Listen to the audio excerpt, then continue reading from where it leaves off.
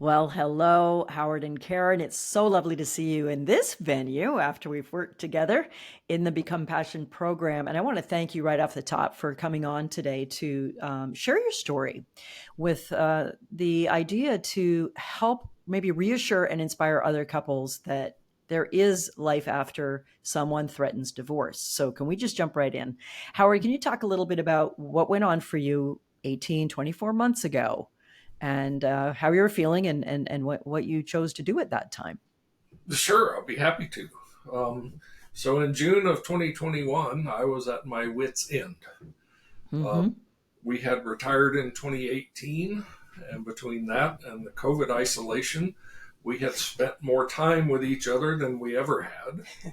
Mm-hmm. And we discovered some incompatibilities. One being that we've been in a sexless marriage for a number of years. Mm-hmm. And I decided that that wasn't acceptable. Mm-hmm. And so I confront is too strong. I said one day, hey, we've got to do something different. And Right. so we began counseling and it was right in the middle of COVID. And so Right. we got an online sex therapist and Mm-hmm. started working on some things.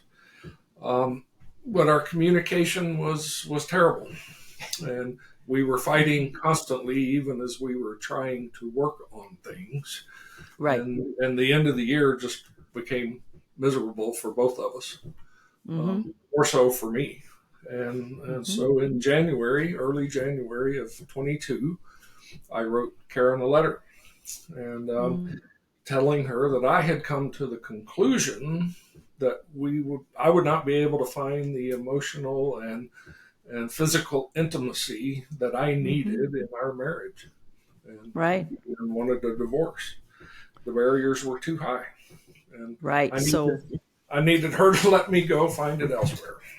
right. So you sat with it for quite a while, reached a point where it felt like that was the only logical conclusion. Now, Karen, I was very intrigued, and I want my listeners to hear what your response was. And let's start with the first response. You read this letter, and I presume it landed really hard. Talk to me a little bit about that. Yeah, it absolutely did. He said we were still struggling at the end of the year, but Mm-hmm. I thought we were making progress, not as fast as we wanted to, maybe. But anyway, I did not realize that he was as frustrated and fed up as he was. So when he Mm-hmm. handed me that letter, I was completely shocked, Mm-hmm. devastated. Um, could not believe that it had come to this. How did this happen? Mm-hmm. There was a little anger in there, just Mm-hmm. a Mm-hmm. little bit. But so he was in the house. He handed me the letter. He went upstairs. I was downstairs, and we spent that whole day pretty much on separate floors. So Right. I saw, While your life was crumbling around you. yeah, yeah. So I Mm-hmm. pretty much sobbed uncontrollably all day. Mm-hmm. Finally, I don't remember how we came together, but sometime later in the evening, we both ended up on the same floor and had a conversation. Mm-hmm. Um, and in addition to asking for a divorce, he had worked out the plan and how we were going to separate everything out and how we were Okay. going to go forward. So I mean, it was clear he had thought through this, to a large Right. extent. This And wasn't just a I'm so frustrated, I can't handle this anymore, I'm out of here moment. It was right, like, holy smokes, this yeah. looks like it's really happening. Just before we go on, remind me how long you'd been together at that time. I know, but the listeners don't know. 33 years. 33 years married, 33 Yeah, years. that's right. Yeah. 38 years Right. together. Right. And you both had a similar career, high level careers. And here you are in this alleged golden years where we're going to snuggle up and live the rest of our happily ever after. So, Karen, you next did something that I think is so important for all the listeners to hear, which is you didn't take this lying down. So, No. what happened next? Not necessarily So each moment, but I know right. you did something really interesting next that I think was very brave. But you tell that story. So, I mean, I was angry. I got really Mhm. angry in the middle of the afternoon, but that kind of passed. But I basically said, no, I am not going to give you a divorce for at least 6 months. I'm Mhm. not willing to throw away everything we've built together. I don't think things are as distraught as you might think they are. So I just said, no, I'm not going to do it. But I did realize that at that point, as much as I didn't want it to happen, he had to move out because there was no way, without getting some space, that we had a prayer of making improvements enough and making it work. So, but Right. there was no way I was gonna, and I'm not gonna make that kind of a knee jerk decision. Right. And I just want to underline this because it's an unusual and I think deeply brave and deeply loving response. When I talked to you and Howard once in our work together in the program, I said, what was it like to be loved like that? It might not have felt like it at the time. It might have felt like this damn stubborn woman isn't listening to what I've told her is happening now. And in the big picture, I think when any of us can hold the space for our partner, when our partner's going through something really important and a lot of self-analysis, and I don't know if this works for me anymore. If we can hold the space for a period of time, providing that is not damaging to ourself. There's other people in Karen's shoes who to say, I'm not going for the divorce, 6 months, I'm going to keep working on this. And the partner's like, I don't want this. I'm out of here. That's the deep, profound, loving part. But for some people, that would be too devastating. So I don't know how you felt about it at the time, Howard. I don't know if it was reassuring, if it was, this damn woman, stubborn, blockheaded. Like, what was it? Was it what you expected? Um, I think so. I Ah, think so. Because especially as we began to work through it, I've never been a very good communicator of my feelings. And so the fact that we had gotten to this point where I was so unhappy and she didn't know I was so unhappy, right. is some of the things we're still learning even how to work through. Sure. And so after I had calmed down a little bit, and it hurt me so bad to hear her sobbing downstairs Right. for hours. I knew that I had hurt her very deeply, and so I was surprised that she was as surprised as she was. Say a bit more about that because I think that's really important for all of us couples to hear.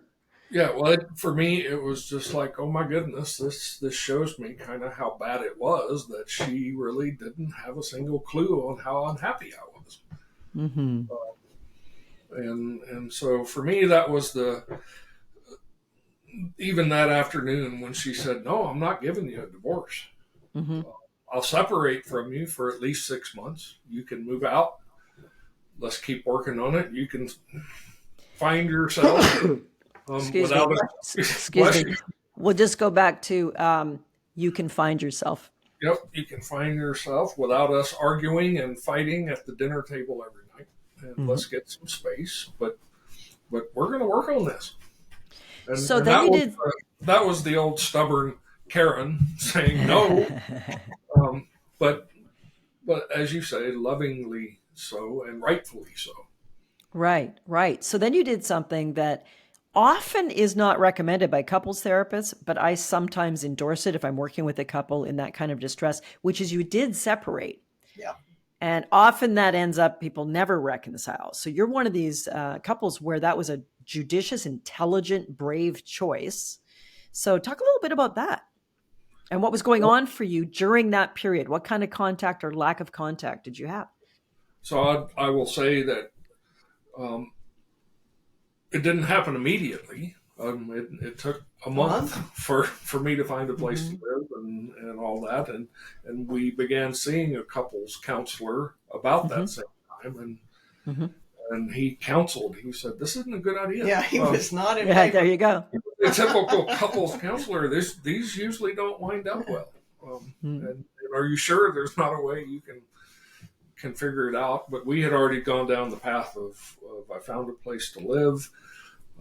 We began to work with our counselor who was trained in the Gottman method, which we may talk about a little bit later. That's how we kind of came to get to know about your work. And And so we started working on it, but we were So out a of couple each other. things here. In the interest of time, I want to hear every freaking detail, but we're going to kind of pick some of the details. So you're living apart at this point, and yeah, I didn't know that your current couples counselor was like, no, don't move out. But in real life, any of us who've gone through a bad patch in a romantic relationship, maybe a breakup in a previous relationship, being in the same space is a very, very difficult place to regulate your emotions. You're there and you're looking at Howard and thinking, he asked me for a divorce 3 weeks ago. I don't know what he's thinking. We can, look at each other, be paranoid, worried. They seem kind of grumpy. Is it over? Having separate spaces for couples with enough maturity to use that time well, like not just to, go hiking the Andes, although that might not be a bad idea, but to do some personal reflection, perhaps some professional work, and to stay in contact to some degree, it can be a really intelligent choice. So how much contact, more or less, did you stay in with each other during that 6 months? So we had I would say daily contact, at least texting. Mm-hmm. We didn't always talk every day, but I mean, we shared our calendars, so we knew what each other was doing. So it wasn't Mm-hmm. like we were living some secret, separate life. Right. We would have dates. We would go to the counseling sessions With each other. Yeah, we would. Yeah, Right. right. Yeah, Good clarification. Not always the case. Right. right. But we'd have lunch. We'd go to dinner. We'd schedule those things. And after a while, it took us a while, I think, to get back to working on our sexual dysfunction problems. But we did at some point. I can't remember how many months into the separation, but we would schedule some overnight date nights, if you will. Right. Right. So we had pretty frequent contact. And as you well know from my model and how I teach my program that you were part of, we'll talk a little bit about it later, but my listeners, a lot of them know that I approach it with what I call the passion triangle. And while an important deep chunk of my 10 to 12 week program, the couples immersion program, is sexuality, but it's the last 4 to 5 weeks that if you've got a great relationship, you're pretty happy, you're communicating well, you like each other a lot, you've got a great life, and the only part that's really lagging is sexuality, and that's pretty damn rare, then you can sometimes approach sexuality directly. But it's the communication, it's the understanding, it's the emotional work. So, okay, so during this phase, at some point, you found my work. And I would love to hear how that happened and how you came to join maybe my Passion Masterclass. I think you probably joined that. And for anybody listening, that's coming up. We kick off this year, October 24th. This is about a 90-minute couples workshop. It's free. I teach the 3 keys to passion, the 3 key things couples need: deep communication, forgiveness, emotional and psychological closeness and support is one. I call that intimacy. Thrill, the butterflies in the tummy, the excitement, the really cherishment of your partner, seeing them with fresh eyes is the second. Sensuality is the third. I teach that model in this free masterclass. I'll be offering it, I think, 5 times in a couple of weeks. And if you want to be sure that you get notified about that, make sure you get on the wait list for the Become Passion program. That's completely no obligation. But if you're on that list, we will send you the invites to this free Passion Masterclass. You can hear the model. You can get some tips to start applying right away. And for the select few of you that want to take an immersive journey with me this fall, about 100 couples, you'll also hear about that program, which is where I met Howard and Karen. So let's fast forward to somehow you came across the crazy blonde doctor on the internet. So I think and what happened? I think it was, I was looking up an article that one of our counselors had pointed us to on the Gottman site. Somehow I got to a link to your Sex, Love, and Elephants podcast. And I had listened to several of those, and I'd signed up for the Tuesday LoveByte email that was sent out. And I signed up for the waiting list. And after I listened to a couple of the podcasts, I thought, you know what? I think Howard would really like Dr. Cheryl Stow. I'm going to send him a couple of these. So I did. Right. And he liked, he liked it too. And so we got the invite to the free, I forget what you called it, but let's call it the Passion Masterclass. Yeah. Coming up this October. Woohoo. This was a year ago. We're talking about a year ago. You got that invite. So we went to that together, and he had moved back in by then. He moved back in Right. August of last year, so we were separated about 6 months. So we Right. were living together again. Went to that and decided that we wanted to join the Become Passion program. We had wrapped up our couples counseling at that point and knew we needed to still do work. And rather than try to create that curriculum on our own, it seemed like the Become Passion program was a good option for us. One Great. thing we learned in the master class with your paradigm of the passion triangle is Yeah. when this all started for me, it was a sensuality lacking. Right. And what we learned along the way, but you emphasized and had a way of really addressing it, is the problem wasn't that was a symptom. It wasn't the root cause. The root cause was in our intimacy and communication, and Right. that it all goes together, and you can't just work on one element. Right, right. And in your friendship and in your forgiveness and in your grace of realizing, your partner's not wrong, just different. And that's why it's a triangle, right? If you take one piece of the triangle away, it falls down. So I appreciate that very much. So moving forward, here you are last October, you take this leap of faith, you join the Become Passion program, and we kick off right at the, I think, first couple of days in November, same as we'll be doing this year. And there you are. Talk a little bit about your experience with the program itself, how it's laid out, how I teach it, what worked for you, why you stuck with it and completed it. Want to go first? You go ahead. So I'm a very structured, detailed, organized kind of person. So I really liked that when we joined, here's the weekly guide. You get the content on Friday. You get, it was all very laid out and structured that way. You could do it on your own pace. So you didn't have to, do it at certain times. You had some flexibility there. It had the built-in opportunities for the live coaching calls with you throughout the program, in addition to the work that you did on your own. So we would usually watch the teaching videos together, and most of the time we'd watch the whole week's worth of sessions and then agree which homework assignments we were going to do. We'd work on those separately and then generally come back together and talk about them in one of our weekly sessions. Fantastic. Fantastic. And did you find that having the direct access to me in the live coaching calls added something different? Absolutely. Oh, yeah. Absolutely. Because while we weren't live necessarily, we had the opportunity to send you questions, right? And others in the program did as well. So it felt more customized maybe to the problems that our specific group had. Not that, the general content is very applicable as well, but it kind of focused in more maybe on some of the specific issues that those in this version of the program we're dealing with. Yeah. Beautiful. For me, the live coaching calls, when you were live there in front of us, you can't get that across in a PowerPoint or even a video.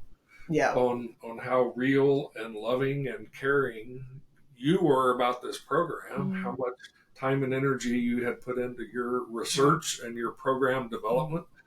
And it was very motivating that we're learning things here that are going to make a big difference, and this lady cares that happens. So Well, thank you for that. That's a beautiful compliment, and I take it into my heart.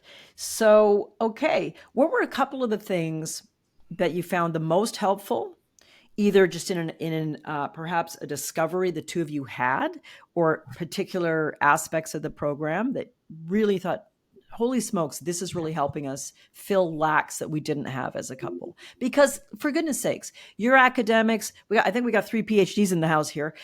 We're pretty highly educated people, but where the heck do we ever get fundamental education on how to communicate?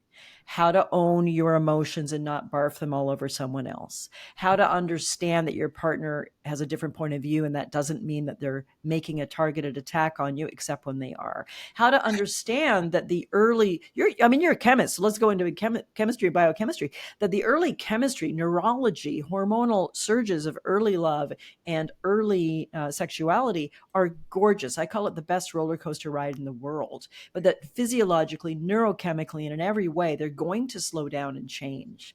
And we're in a culture that still tells us romantic comedies, romance novels, pornography, all of it, that it's going to be easy and fine forever. You find the one, right? And then it just kind of takes care of itself. Yeah, right. Good luck with that. So pieces of the program are things you learned that were maybe a surprise to you, or when I do work with my own partners, we do this work and we take it very seriously. We fall down a lot. We get up again. Sometimes I just thunk myself in the head metaphorically that this is so obvious and we're not doing it well. Like speaking more kindly most of the time. So, I mean, to be honest, Cheryl, they're too numerous to fully describe, and we're still learning and developing new understanding as we go back and review some aspects of the course that we do that periodically. But for me, it was the very specific techniques and practices that you and others have developed, but that you share, and your emphasis on reading this and knowing how it might work isn't enough. Right.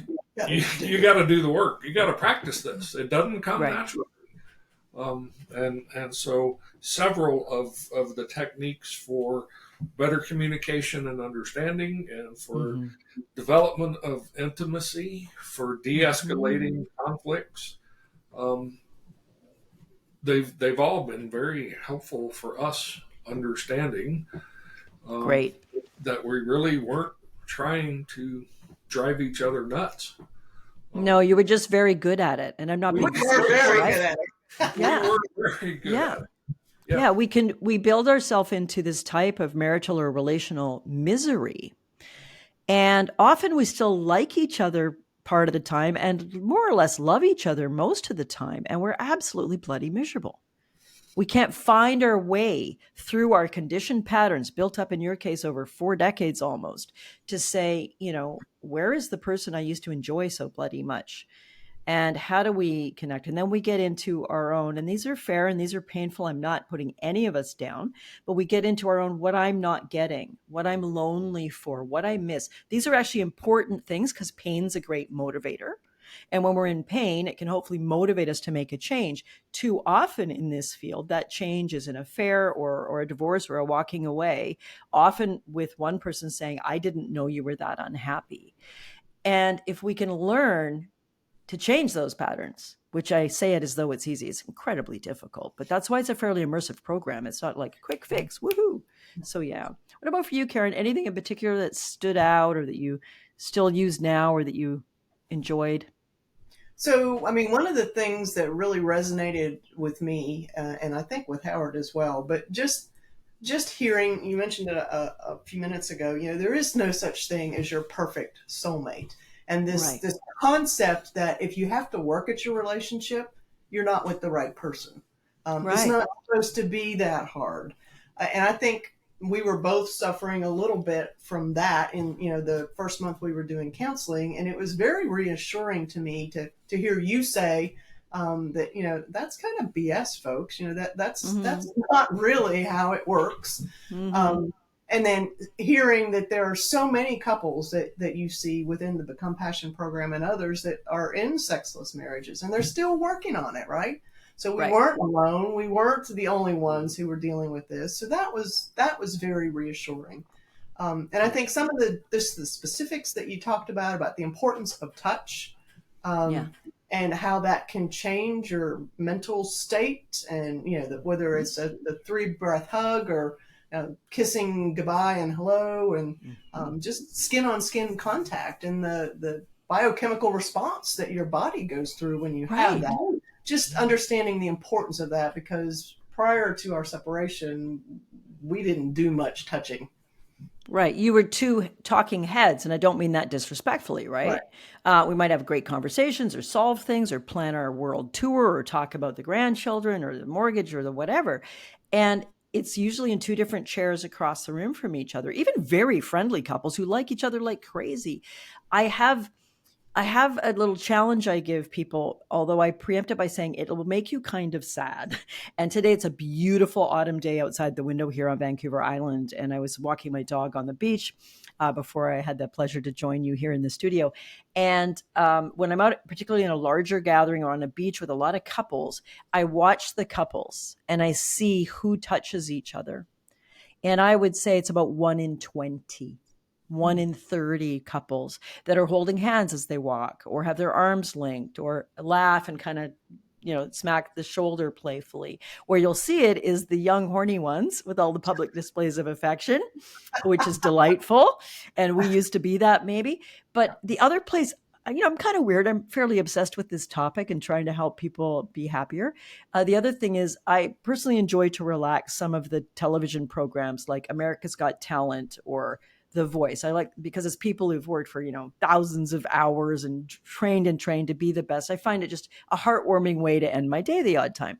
And often you've got the parents, particularly of a younger kid or someone in their 20s off screen, watching and waiting to see how the audition will go. Hardly any of them hug each other, kiss each other, or touch each other while they're watching their child. They're both thrilled when the audition goes well, when the child gets good feedback. But I'm like, where's the couple? Where's the couple? So yeah, the importance of touch. Here we're talking about, folks, not just sexual or sensual touch, very important, but where's the overall general touch? It changes your central nervous system response almost immediately.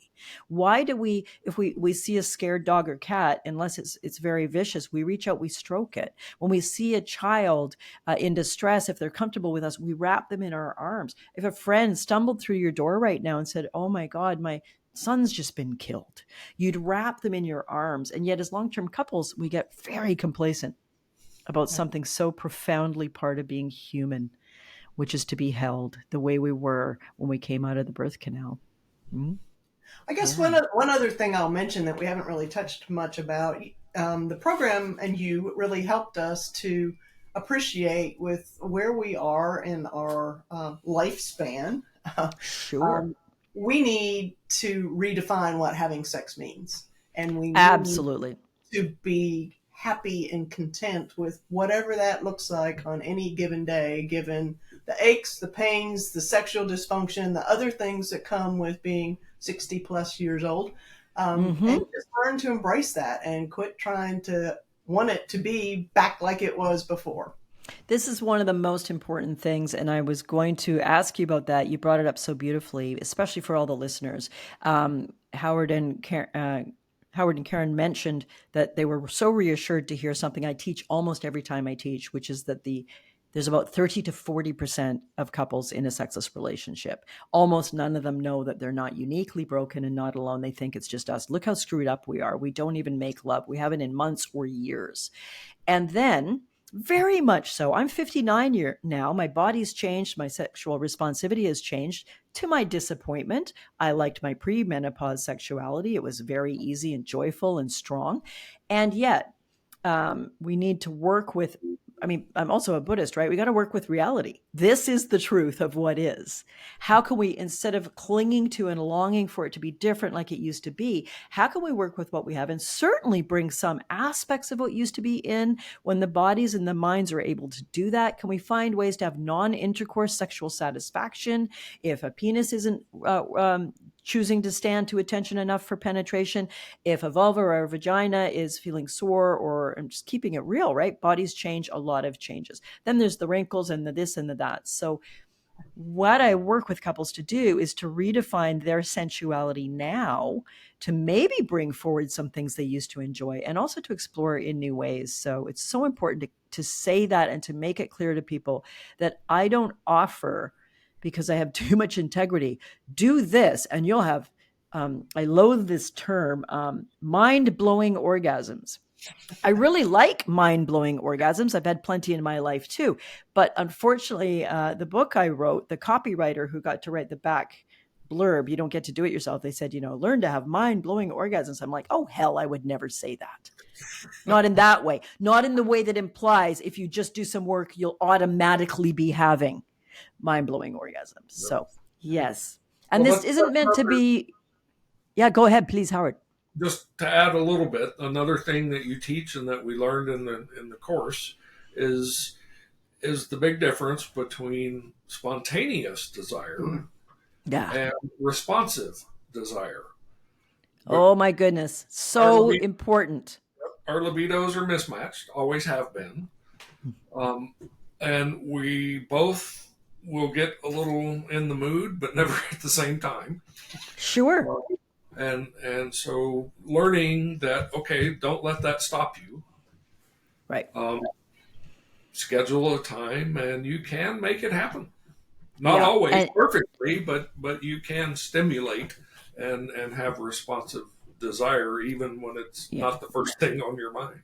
Yeah. And what I love about the program and the bravery of the couples is we go into that in a fair bit of depth, because the general response is, well, I don't want to do that. That seems kind of not romantic. It seems kind of like paint by numbers. I loved it back in the day where we would kiss and sometimes we'd both be turned on at the same time. It doesn't feel natural. And I say, well, what's not natural is never having sex.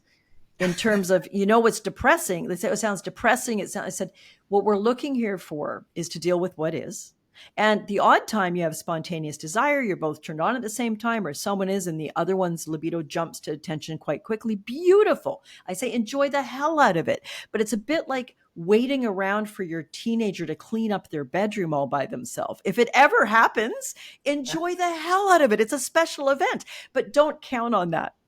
So if our libidos, if we get turned on, we're both turned on, we have some beautiful sexual encounter, like, wow, that was so great. Enjoy the hell out of it. But if you're waiting around for the next time that's going to spontaneously happen, this is where we get into long periods of time where we're not making our love life a hobby, as I want to say. We're not making passion a priority. So thank you. You're hitting on some of the major pain points of the couples who come to the program. In fact, you've kind of covered them.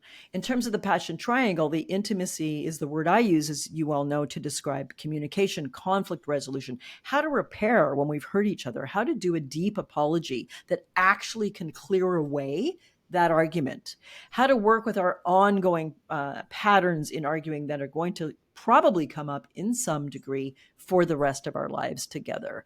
And also how to talk about the good stuff, how to hear each other's hopes and dreams, to dream out loud, to know what's going on in our partner's world, in their head, in their heart, to feel like our partner, they really get me. They know what's upsetting me these days, perhaps in my world outside of the home. They know what I'm worried about. They know what I'm excited about. Knowledge, depth. This is one of the huge things that brings people to the program. Fighting a ton, disconnected, can't talk about the tough stuff, don't know what to do. Another big one is in the thrill side of the passion triangle, which is falling out of love. I love you, but I'm not in love with you anymore. I don't feel we're sexual. It isn't exciting. You're a very nice person. I think I might need a divorce. I want more. I want more than this. And then the third is the whole sexual spectrum. Everything from, do we cuddle? Do we hold hands? Do we explore our sexual life in a way that for each unique couple, gay or straight, LGBTQ, whomever you love, you are welcome in my world. And if you're loving your love in a way that the two of you can find some connection and some joy in your sensual life, if you can find your way to the sensual life for the two of you that makes sense now, this is one of the more beautiful aspects of being alive. It doesn't gobble up all the hours in our day or week. It might be fairly infrequent, but the quality of that connection and what it does to our emotions, if we lay naked together and stroke each other's skin and fall asleep, we wake up with a different emotional connection than we did if we'd been in our fuzzy wuzzies and said, good night, dear, and rolled over right away. So yeah, thank you. Your insight and your passion about the work and how kind you've been in sharing it. You're my first ever couple from the program to come on Sex, Love, and Elephants. And I'd forgotten that's pretty much how you found me, was through this very podcast. So there's something quite synchronistically circling here that you end up being the first couple I've ever interviewed on this show. So that's really beautiful. All right. So as you look back on October 2022, which is when you joined the Passion Masterclass and said, yep, we want to do this, honey. What, if anything, got in the way, or were there any doubts or things that might have prevented you from joining the program? Some people were like, nope, I'm in. Others not sure about one piece. Helps other couples to hear whichever it was for you. So I struggled a lot with the timing. Starting up right before the holidays, I was just like, how in the world? We are never going to have time to do. We got Thanksgiving and we got Christmas. Right, His right. mom was really sick. I was like, this is not a good time. This is not going to work. I was really concerned about that. Yeah, my mom had been diagnosed with cancer last October, and Mm-hmm. all of that. Yep. It was. And yet you jumped in. You still did it. Yeah, we did it. One, because we knew we had access. Once we learned more about the program, we knew we would have access beyond the 10 or 12 week, I can't remember how long it was, actual program.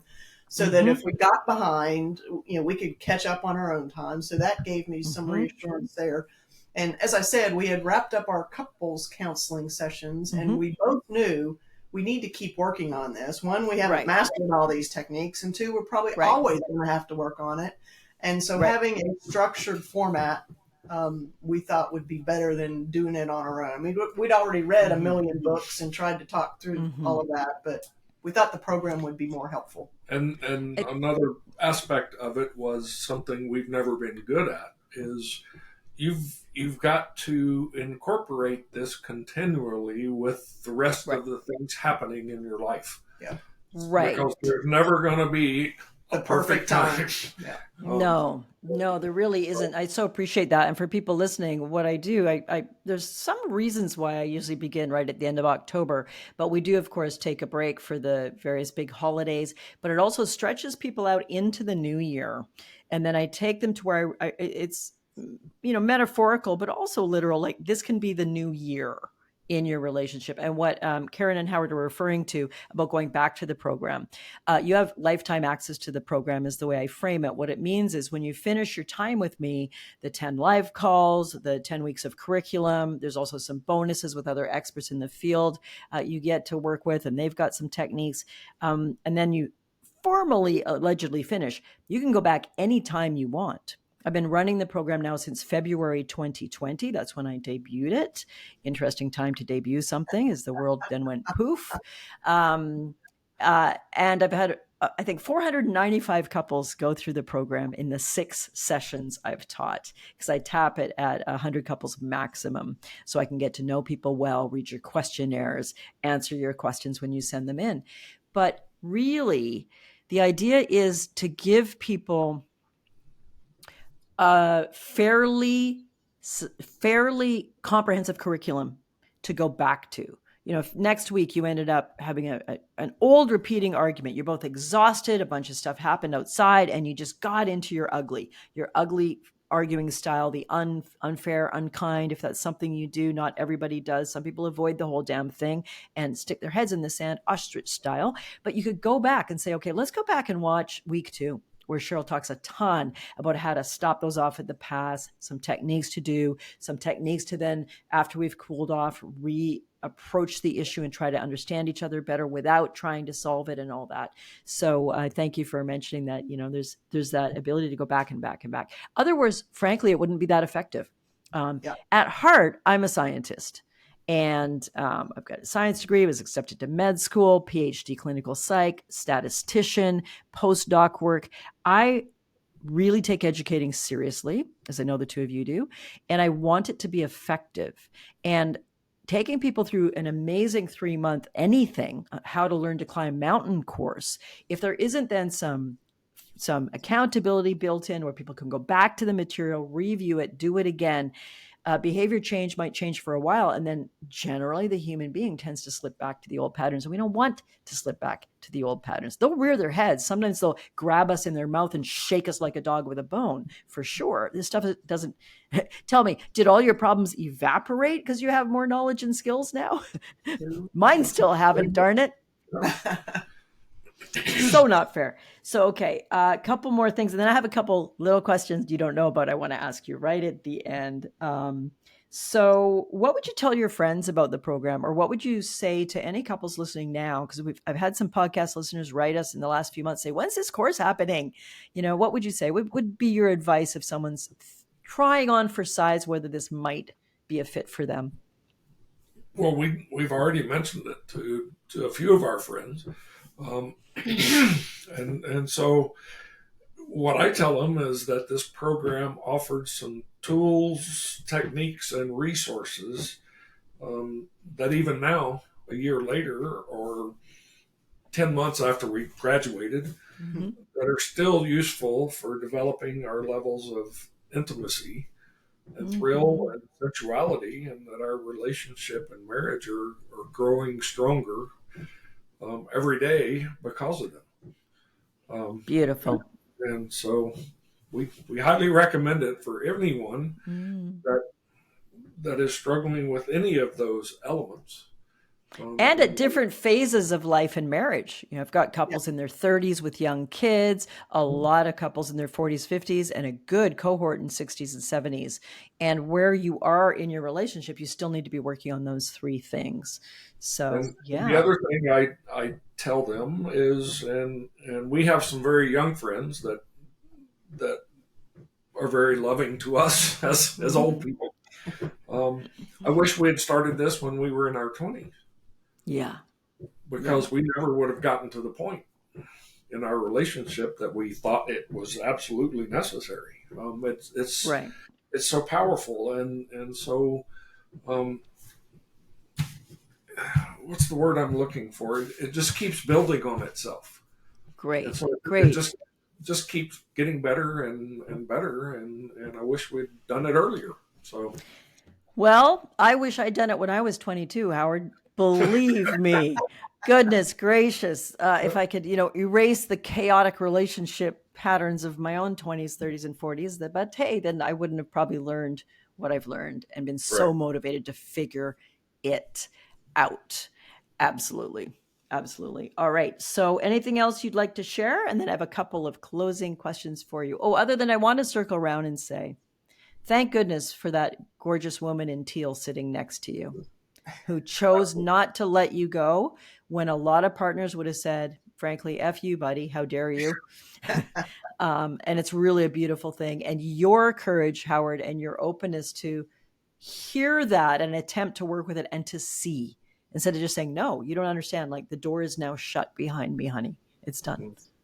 So a lot of couples listening can take hope from that. Yeah. Yeah. So I would encourage people considering the program, you got to be willing to do the work, right? Oh, yeah. You can't just, you got to be committed, and you got to realize it's not an easy fix. As you said, it's going to be something you need to work on for a long time. Mm-hmm. But I'd also say, don't get too hung up on the schedule, like I did initially. Yeah. Almost everybody got behind. I'm pretty sure. You probably know for real, but I just from the conversations, and to be honest, we still have 3 weeks of content we've not looked at. Don't and it's waiting for you. It's waiting for you. It is. It's right there. But you still get stuff, even if you don't have time to do the work. When you go to the live coaching calls, you always summarize the content, and you get a lot of extra content. So we've covered some of that materials in the last couple of weeks through the coaching calls, even though we didn't have time to go through the individual lessons and all the home plays now. Yeah, there's a great. ton of content that you get with the program. And it's probably more than you'll be able to digest in that 10-week period, but you've got access to it for as long as you need it. To go back to. And that was very deliberate when I designed it. I wanted to give not quite a totality, but a very rich experience rather than strip it down. Because without the context around it, it becomes useful tools, but with less context. And so my phrase, as you've no doubt heard me say a lot, is there's no behind in Become Passion. There's no behind in Become. Wherever you are, here's one thing. I do those little videos at the top of every week. So here's your, week 3 teachings have now been released. We've got our live coaching call. And of course, if people can't attend live, they watch the recording. They send me their questions ahead of time, as you did sometimes. I say, but if there's only one thing you can do this week, this is the piece. Don't worry, just do this piece. So, all right. I'd like to ask you a couple questions just before we finish up. And I would like you to share. I'll go with Karen first for no particular reason. You're on my right. What is one thing you particularly admire or appreciate or feel grateful for about this big hunk of a man sitting next to you in the last year or so in particular? So I would say his willingness to work on this and our relationship. There are a lot of men who don't want to do that, don't think they need any help, don't think there's anything wrong with them. And we absolutely would not be where we are today if he wasn't willing to work. And I wasn't willing to work on it, but I'm very, very grateful that he was willing to invest, this effort in saving our marriage and our relationship, and continuing to work on it, because it's not easy. I mean, it takes conscious effort every day. It certainly does. Thank you, Karen. That's really lovely. Howard, what would you say? What's one of probably many things you particularly admire or appreciate, particularly from the last year together and the journey you and Karen have been on? Her obvious love for me.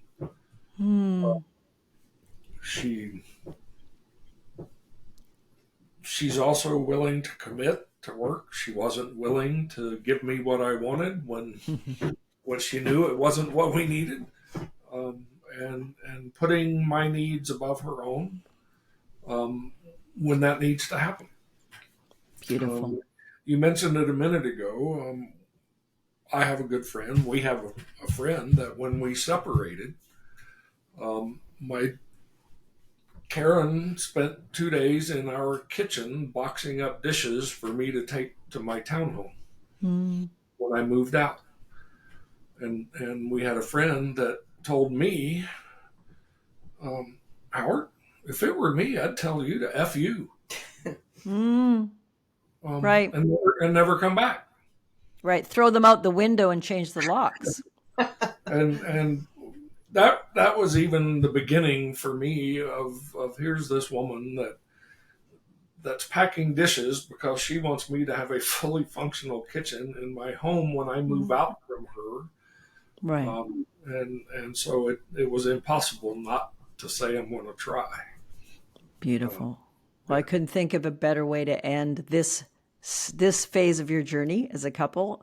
And I want to thank you. And I tend to get a little emotional here, but the amount of trust you and couples who have never met me in person place in this program, place in me as a psychologist, a sex therapist, as an educator.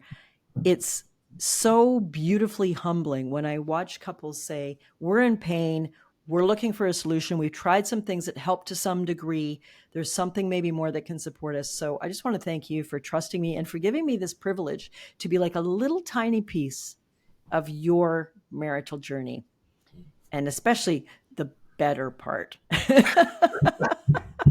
Well, thank you for being there and for the time, energy, effort, and passion and love and passion that you put into helping the rest of us. So thank you. Well, thank you. And you probably know, because you listen to the podcast, I end every podcast with this week's LoveByte, and I'm going to spontaneously pull one from this, which is sometimes loving someone, even when they want to leave, means giving the space, having the faith and the hope that even if they stay away, you're going to love them through this. You're going to wait as long as it's still healthy for you to say, I think we're more than this. I think we can make it. If you're ready to try, I'm holding space. So may we all do that, including on a simple day where we're having a rough day together. Can we hold space or give space to come back together and connect again? So thank you so much. I'm going to say bye for now.